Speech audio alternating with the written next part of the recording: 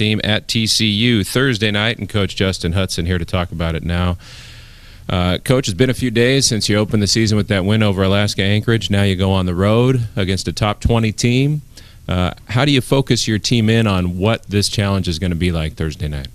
I believe you pick a few things you want to really get better at, and you focus on those in the 4 or 5 days of practice that we're going to have leading up to that. You know, you want to get better at a little bit of everything.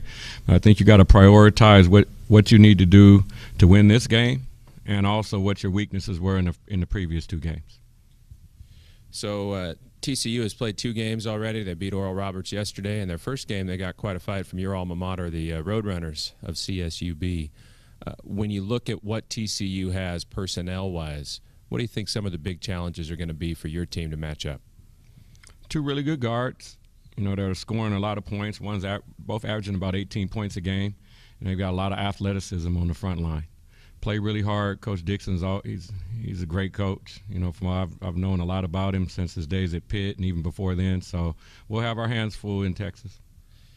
Yeah, and you mentioned Coach Dixon. When you go into a game against a guy like that, who you know is not just lay the cards out and let him roll, but he's going to make adjustments during the game and mix things up, do you go into the game trying to anticipate some of that, anticipate what he's going to do, or do you have to wait till it actually happens to react? You talk a lot about those adjustments, Paul, and there's very, you know, there are adjustments that need to be made in the game, but a lot of times the hay's in the barn when you get there. It's about your preparation.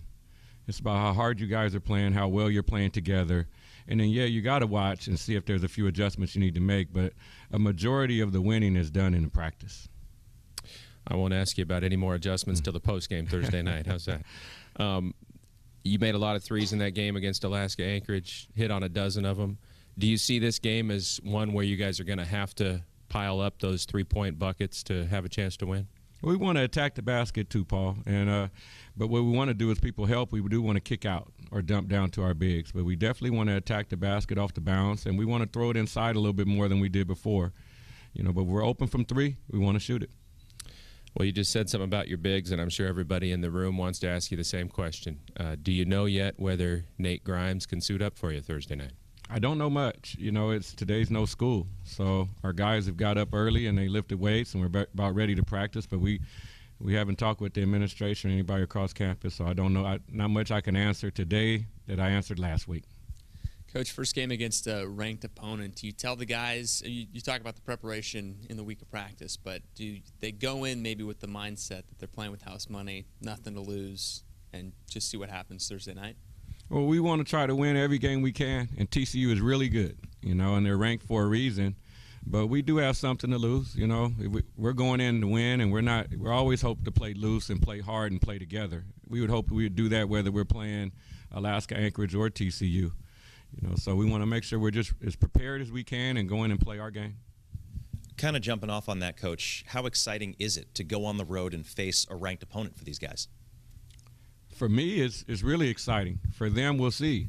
You know, I'm sure, you know, they've played ranked opponents before. So, you know, we scrimmaged on the road this year just for this. So it wouldn't be the first time we traveled on the road and stayed in a hotel and had a meeting and had to shoot around. But this is going to be a nice challenge for us to go to TCU. Do you kind of wish that there wasn't as much time in between games coming off of that Alaska Anchorage win? I really just try to focus on what I can focus on. The schedule is what it is, you know, and you can look at it and say it was too much time, or you look at it and say we had enough time to prepare and get better. So really try to control the things you can and don't worry about the things you can't. The next stretch, you're on the road for quite a few games, and then obviously you go to the Wooden Legacy in Fullerton. What's the approach there, knowing that you're not going to be playing at home and you do have those hotel stays and the meetings on the road, et cetera, for the next couple of weeks? We'll grow. Our approach is probably going to be the same as every Division I opponent. You know, you're going to grow. You're going to learn a lot about your team. You're going to really work hard. Some guys are going to step up, and we're going to have a lot of fun doing it.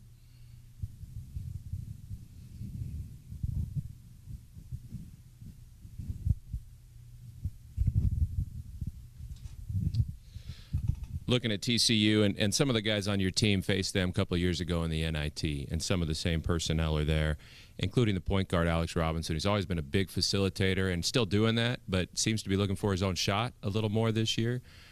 What have you seen in him as a player, and what kind of challenges does he pose for you guys? You're hitting it right on the nose, Paul. I mean, he is definitely what they call the head of the snake. You know, he gets a lot of the pick and rolls, and he gets himself involved and others. So we have to make sure we're prepared for Alex, because he's not the only key, but he's definitely the priority for us defensively. And as you look back at that opener against Alaska Anchorage, is there one thing you'd say you were most pleased with and one thing where you see the most opportunity for growth? I liked the way we shared the ball. I liked our tempo offensively. I liked the way we locked in defensively in the second half. You know, it was a different challenge, but it was a challenge. You know, it wasn't a challenge that TCU would be a lot of athletes and one good point guard that can really get everybody involved, but it was definitely a challenge if they had great ball movement and a lot of guys that could shoot it. One thing I know we have to get better at is defensive transition and rebounding. And, you know, you're at San Diego State for so long. I know you're at other places too, but that time with the Aztecs, you guys played a lot of ranked teams. You had quite a few of them come down there, which I'm sure helped. But is there something you learned about going on the road in that kind of environment as an underdog that over the years you saw was kind of the secret to success in those situations? If you have any success on the road in college basketball, you're going to have to be tough and together. So there's going to be times where you're going to have to get stops, key stops, and times where you're going to have to make key basketball plays on the offensive end. You know, and I like our guys. You know, we do have a talented backcourt, so that bodes us well. And that talented backcourt includes Deshaun Taylor, who in that first game against Alaska Anchorage still seemed like he was trying to feel his way toward his new role, and there may have been a few times where he was tentative on offense, wasn't sure if he should attack or not, or be more patient. What's the key for him to grow into who you see him being this year for this team? To play the game how it comes. You know, he doesn't, you know, I don't know if he necessarily has a new role because I haven't told him what not to do and what to do that's different.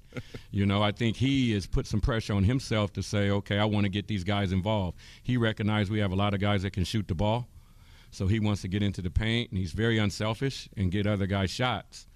However, we would like him to be aggressive. So that him, just any guard finding that balancing act to say when is it my turn and when is it time to get somebody else involved is not an easy thing to do. And, you know, maybe this seems like a master of the obvious, but how important is it for you guys in this game and in general this year to have your guards be rebounders, to have guards that can go get those balls off the glass where normally they might not be asked to do that? Once again, Paul, you're hitting it right on the nose, spot on. You know, we worked a lot on the last 2 or 3 days on those guys, making sure they're not leaking out, coming in and help, whether they're putting a body on somebody or whether they're picking up a long rebound. It's going to be very imperative all year long.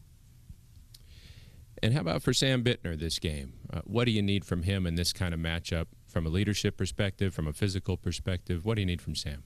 Sam has had his best 3 practices since the Alaska game, so that's exciting. Now, he is a little bit having a new role.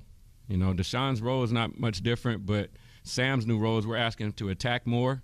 We're asking him to shoot the ball when he's open, and we're asking him to lead. So those things are new for him. So, and he's doing a good job at it, and he's going to continue to get better as the year goes because the type of guy Sam is, he'll run through a wall for you, and he's always listening. He's very coachable, and he can lead by example so people will follow.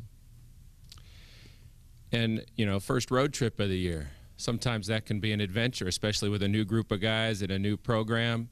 Do you have a long checklist ready for this week, or how are you preparing for that first trip away from home? Checklist on time all the time, you know, and make sure everybody's ready to go. So we don't have a long list of rules. We know how to behave. We got to make sure we represent our university and our program proud. And last thing for me, what's the number one thing you want the fan base to see when they watch your team battle TCU on the road Thursday night? What do you want them to see from your team? I want them to see a win. I want them to come out and see a win, and during the process, I want them to see that we playing hard and playing together and see a future that they're exciting to come see and say, I like the way those guys play. They really play hard. They play together. They're representing the Valley and our university well, and hopefully it ends up in a win.